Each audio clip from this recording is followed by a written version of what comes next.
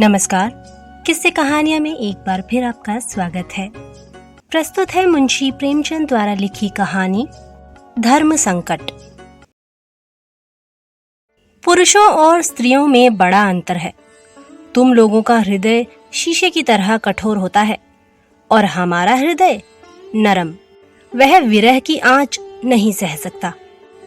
शीशा ठेस लगते ही टूट जाता है, नर्म वस्तुओं में लचक होती है।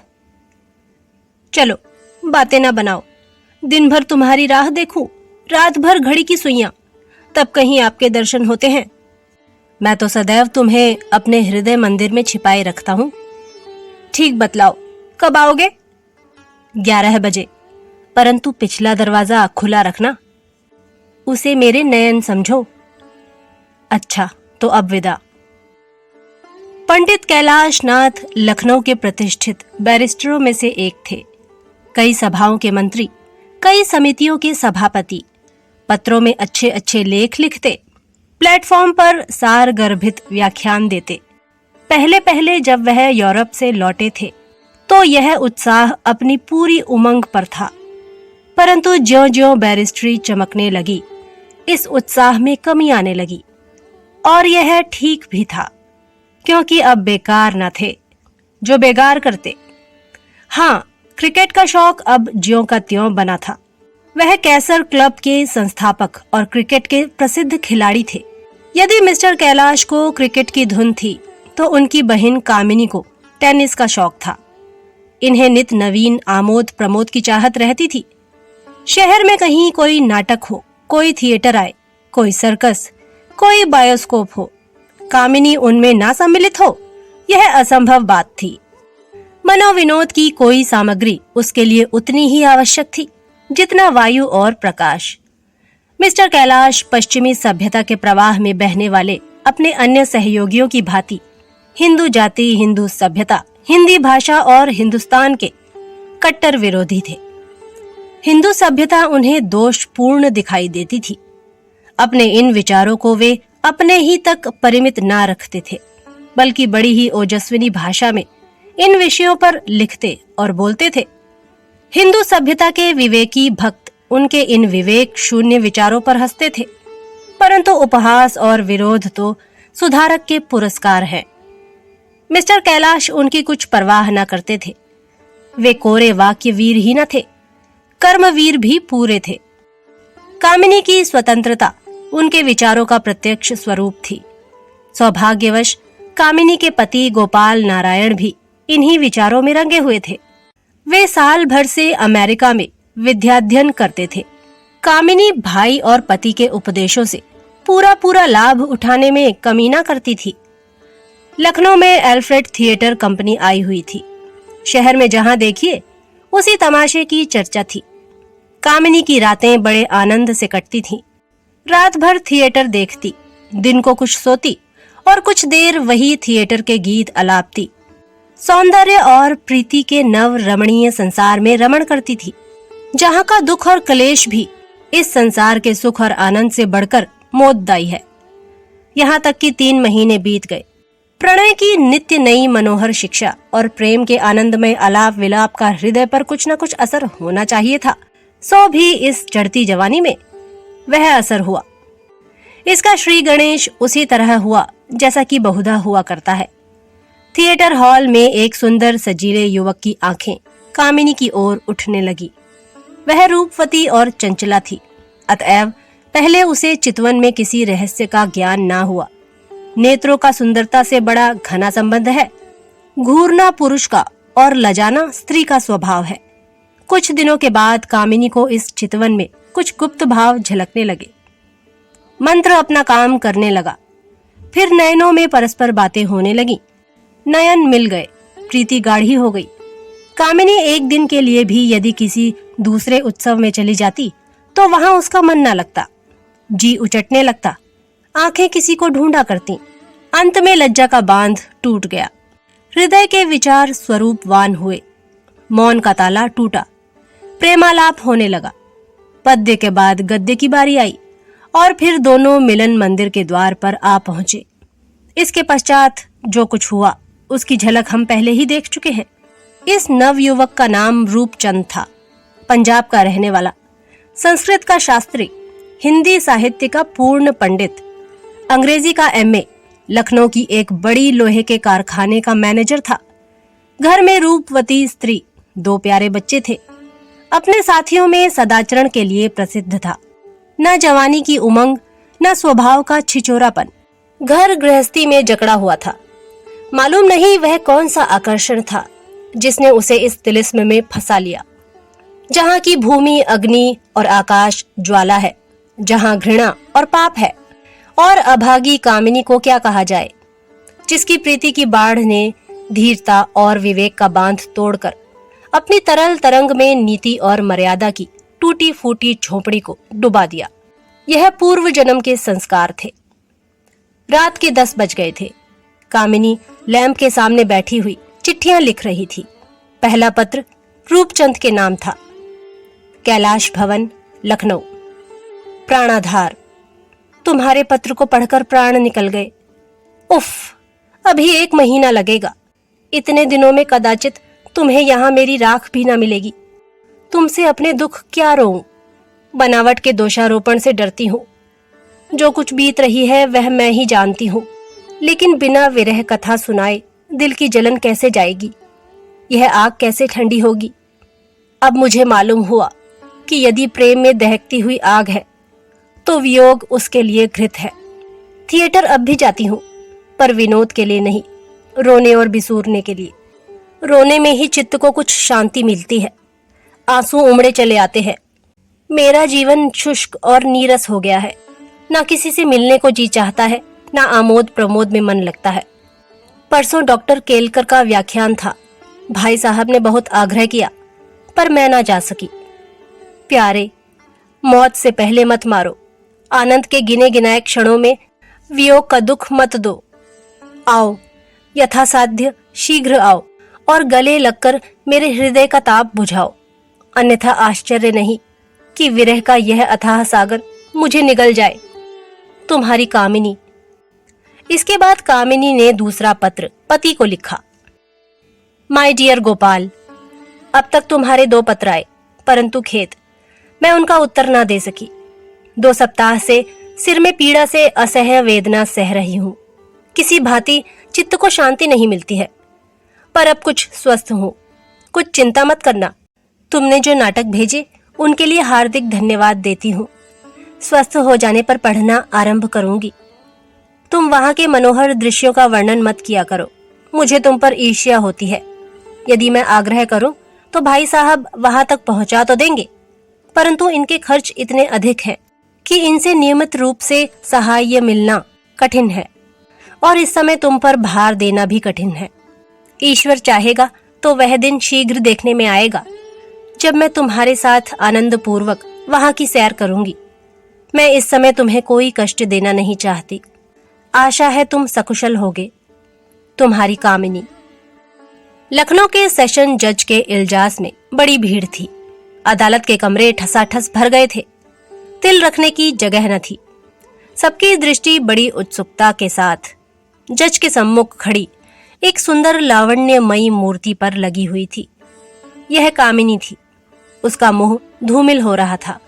ललाट पर स्वेद बिंदु झलक रहे थे। कमरे में घोर निस्तब्धता थी। केवल वकीलों की कानाफूसी और सैन कभी कभी इस निस्तब्धता को भंग कर देती थी। अदालत का हाथा आदमियों से इस तरह भर गया था कि जान पड़ता था मानो सारा शहर सिमटकर यहीं आ गया है। था भी ऐसा ही। शहर की प्राय दुकानें बंद थीं और जो एकाध खुली भी थीं, उन पर लड़के बैठे ताश खेल रहे थे, क्योंकि कोई ग्राहक न था। शहर से कचहरी तक आदमियों का तांता लगा हुआ था। कामिनी को निमिष मात्र देखने के लिए, उसके मुंह से एक बात सुनने के लिए इस समय प्रत्येक आदमी अपना सर्वस्व निछावर करने पर तैयार था। वे लोग जो कभी पंडित दाता दयाल शर्मा जैसा प्रभावशाली वक्ता की वक्तृता सुनने के लिए घर से बाहर नहीं निकले, वे जिन्होंने नवजवान मनचले बेटों को एल्फ्रेड थिएटर में जाने की आज्ञा नहीं दी, वे एकांत प्रिय जिन्हें वायसराय के शुभागमन तक की खबर न हुई थी, वे शांति के उपासक जो मुहर्रम की चहल पहल देखने को अपनी कुटिया से बाहर ना निकलते थे, वे सभी आज गिरते पड़ते उठते बैठते कचहरी की ओर दौड़े जा रहे थे। बेचारी स्त्रियां अपने भाग्य को कोसती हुई अपनी अपनी अटारियों पर चढ़कर विवशतापूर्ण उत्सुक दृष्टि से उस तरफ ताक रही थीं, जिधर उनके विचार से कचहरी थी। पर उनकी गरीब आंखें निर्दयी अट्टालिकाओं की दीवार से टकराकर लौट आती थीं। यह सब कुछ इसलिए हो रहा था कि आज अदालत में एक बड़ा मनोहर अद्भुत अभिनय होने वाला था, जिस पर एल्फ्रेड थिएटर के हजारों अभिनय बलिदान थे। आज एक गुप्त रहस्य खुलने वाला था, जो अंधेरे में राई है पर प्रकाश में पर्वताकार हो जाता है। इस घटना के संबंध में लोग टीका टिप्पणी कर रहे थे। कोई कहता था यह असंभव है कि रूपचंद जैसे शिक्षित व्यक्ति ऐसा दूषित कर्म करे। पुलिस का यह बयान है तो हुआ करे, गवाह पुलिस के बयान का समर्थन करते हैं तो किया करे। यह पुलिस का अत्याचार है, अन्याय है। कोई कहता था भाई सत्य तो यह है कि यह रूप लावण्य, यह खंजन गंजन नयन और यह हृदय हारिणी सुंदर सलोनी छवि जो कुछ ना करे वह थोड़ा है। श्रोता इन बातों को बड़े चाव से इस तरह आश्चर्यान्वित हो मुंह बनाकर सुनते, मानो देववाणी हो रही है। सबकी जीभ पर यही चर्चा थी। खूब नमक मिर्च लपेटा जाता था, परंतु इसमें सहानुभूति या संवेदना के लिए जरा भी स्थान न था। पंडित कैलाश नाथ का बयान खत्म हो गया और कामिनी इजलास पर पधारी। इसका बयान बहुत संक्षिप्त था। मैं अपने कमरे में रात को सो रही थी। कोई 1 बजे के करीब चोर चोर का हल्ला सुनकर मैं चौंक पड़ी और अपनी चारपाई के पास 4 आदमियों को हाथापाई करते देखा। मेरे भाई साहब अपने 2 चौकीदारों के साथ अभियुक्त को पकड़ते थे और वह जान छुड़ाकर भागना चाहता था। मैं शीघ्रता से उठकर बरामदे में निकल आई। इसके बाद मैंने चौकीदारों को अपराधी के साथ पुलिस स्टेशन की ओर आते देखा। रूपचंद ने कामिनी का बयान और एक ठंडी सांस ली। नेत्रों के आगे से पर्दा हट गया। कामिनी, तू ऐसी कृतघ्न, ऐसी अन्यायी, ऐसी पिशाचिनी, ऐसी दुरात्मा है? क्या तेरी वह प्रीति, वह विरह वेदना, वह प्रेमोद्गार सब धोखे की टट्टी थी? तूने कितनी बार कहा है कि दृढ़ता प्रेम मंदिर की पहली सीढ़ी है। तूने कितनी बार नयनों में आंसू भरकर, इसी गोद में मुंह छिपाकर मुझसे कहा है कि मैं तुम्हारी हो गई, मेरी लाज अब तुम्हारे हाथ में है। परंतु हाय, आज मेरी प्रेम परीक्षा के समय तेरी वह सब बातें खोटी उतरी। आह, तूने दगा दिया और मेरा जीवन मिट्टी में मिला दिया। रूपचंद तो विचार तरंगों में निमग्न था। उसके वकील ने कामिनी से जिरह करनी प्रारंभ की। वकील बोले, क्या तुम सत्यनिष्ठा के साथ कह सकती हो कि रूपचंद तुम्हारे मकान पर अक्सर नहीं जाया करता था? कामिनी बोली, मैंने कभी उसे अपने घर पर नहीं देखा। वकील ने कहा, क्या तुम शपथ पूर्वक कह सकती हो कि तुम उसके साथ कभी थिएटर देखने नहीं गईं? कामिनी बोली, मैंने उसे कभी नहीं देखा। वकील बोले, क्या तुम शपथ लेकर कह सकती हो कि तुमने उसे प्रेम पत्र नहीं लिखे? शिकार के चंगुल में फंसे हुए पक्षी की तरह पत्र का नाम सुनते ही कामिनी के होश हवास उड़ गए, हाथ पैर फूल गए, मुंह ना खुल सका। जज ने, वकील ने और 2 सहस्त्र आंखों ने उसकी तरफ उत्सुकता से देखा। रूपचंद का मुंह खिल गया। उसके हृदय में आशा का उदय हुआ। जहां फूल था वहां कांटा पैदा हुआ। मन में कहने लगा, उल्टा कामिनी, अपने सुख और अपने कपट, मान प्रतिष्ठा पर मेरे परिवार की हत्या करने वाली कामिनी, तू अब भी मेरे हाथ में है। मैं अब भी तुझे इस कृतज्ञता और कपट का दंड दे सकता हूँ। तेरे पत्र, जिन्हें तूने सत्य हृदय से लिखा या नहीं मालूम नहीं, परंतु जो मेरे हृदय के ताप को शीतल करने के लिए मोहिनी मंत्र थे, वह सब मेरे पास है और वह इसी समय तेरा सब भेद खोल देंगे। इस क्रोध से उन्मत्त होकर रूपचंद ने अपने कोट के पॉकेट में हाथ डाला। जज ने, वकीलों ने और 2 सहस्त्र नेत्रों ने उसकी तरफ चातक की भांति देखा। तब कामिनी की विकल आंखें चारों ओर से हताश होकर रूपचंद की ओर पहुंची। उनमें इस समय लज्जा थी, दया भिक्षा की प्रार्थना थी और व्याकुलता थी। मन ही मन कहती थी, मैं स्त्री हूं, अबला हूं, ओछी हूं, तुम पुरुष हो, बलवान हो, साहसी हो।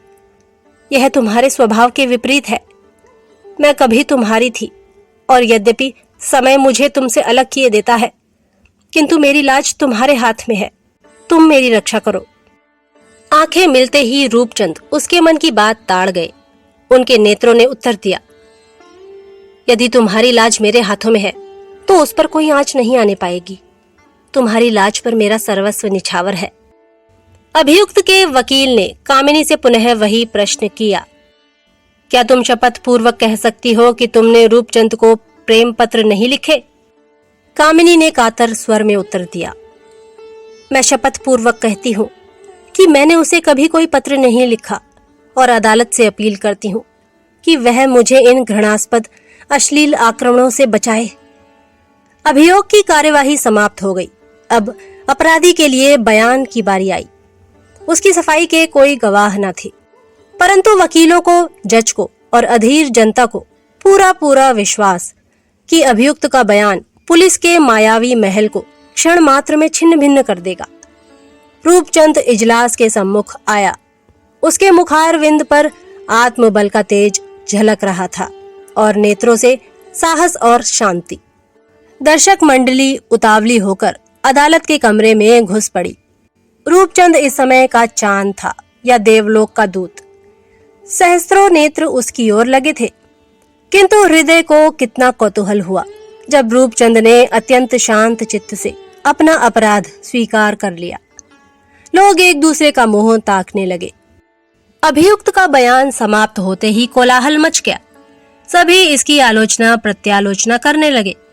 सबके मुंह पर आश्चर्य था, संदेह था और निराशा थी। कामिनी की कृतज्ञता और निष्ठुरता पर धिक्कार हो रही थी। प्रत्येक मनुष्य शपथ खाने पर तैयार था कि रूपचंद निर्दोष है। प्रेम ने उसके मुंह पर ताला लगा दिया है। पर कुछ ऐसे भी दूसरों के दुख में प्रसन्न होने वाले स्वभाव के लोग थे जो उसके इस साहस पर हंसते और मजाक उड़ाते थे। 2 घंटे बीत गए। अदालत में पुनः एक बार शांति का राज्य हुआ। जज साहब फैसला सुनाने के लिए खड़े हुए। फैसला बहुत संक्षिप्त था।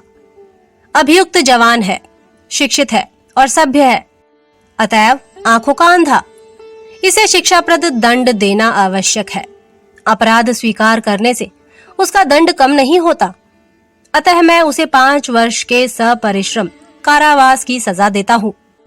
2000 मनुष्य ने हृदय थाम कर फैसला सुना। मालूम होता था कि कलेजे में भाले चुभ गए हैं। सभी का मुंह निराशाजनक क्रोध से रक्तवर्ण हो रहा था। यह अन्याय है, कठोरता है और बेरहमी है, परंतु रूपचंद के मुंह पर शांति विराज रही थी। अभी अभी आपने सुनी मुंशी प्रेमचंद द्वारा लिखी कहानी धर्म संकट। कहानी सुनने के लिए धन्यवाद। जल्द ही एक नई कहानी के साथ फिर प्रस्तुत होंगे। तब तक के लिए नमस्कार।